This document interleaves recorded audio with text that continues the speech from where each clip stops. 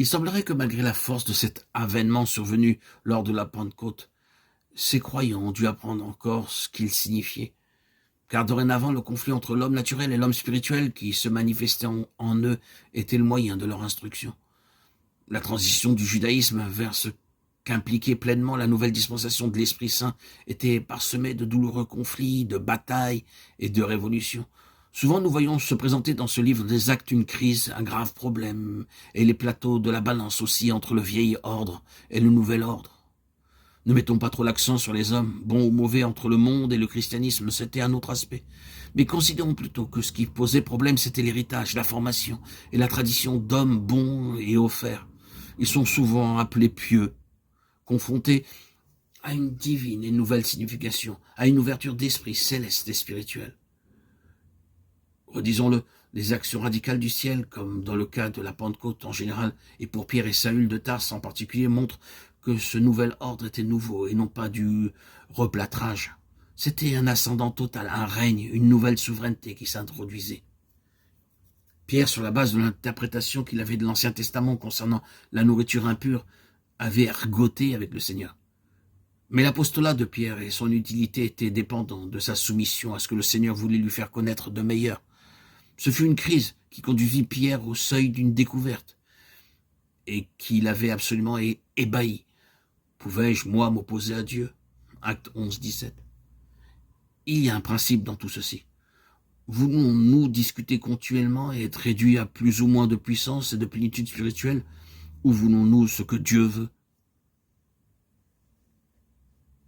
L'homme naturel psychique est formellement incorrigible en ce qui concerne la cristallisation, le besoin de fixer, de légaliser et d'établir des règles pour parvenir à des conclusions. Il doit sans cesse systématiser les choses et conclure. Bien qu'il ne soit pas en mesure de connaître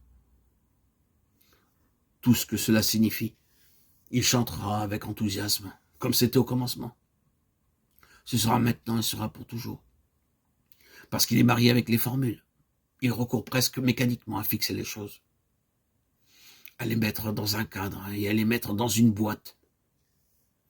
Le Saint-Esprit peut n'avoir jamais fait ceci ou cela, mais les hommes en ont copié les caractéristiques, compilé un manuel, fait un mode d'emploi, et ont cherché à l'imposer au nom du Saint-Esprit, et l'Église l'a établi comme une règle absolue. Le principe du commencement montre que le Saint-Esprit n'a rien à voir avec tout cela. Il exige l'absolue liberté d'action et de méthode, et cela ne doit jamais lui être contesté. Le christianisme n'était pas au commencement ce que nous voyons actuellement, mais on le considérait uniquement du point de vue historique et du christianisme organisé. Il est quasiment impossible de s'en rendre compte. Par exemple, ce n'était pas une nouvelle religion. Le christianisme n'était pas dirigé contre d'autres religions, ni parallèle à celle-ci, de telle sorte qu'ils soient inscrits dans le répertoire des religions comparées. Certains apôtres même avaient réalisé tardivement que le judaïsme se terminait avec Christ et qu'il était mis de côté dans sa totalité. C'est seulement Étienne et peut-être quelques autres avec lui qui avaient vu l'étendue de la fracture, et il a dû le payer au prix de sa propre vie. Mais cependant, ce fait devait être vu et son acceptation pleine ou partielle devait déterminer le degré de leur mesure spirituelle. Paul a dû s'expliquer essentiellement sur ce sujet. Leurs pensées et leurs raisonnements ont dû être réformés et leurs préjugés ont dû tomber, après bien des situations embarrassantes et l'expérience des réalités. Ce commencement touchait à des actes et non à une nouvelle religion.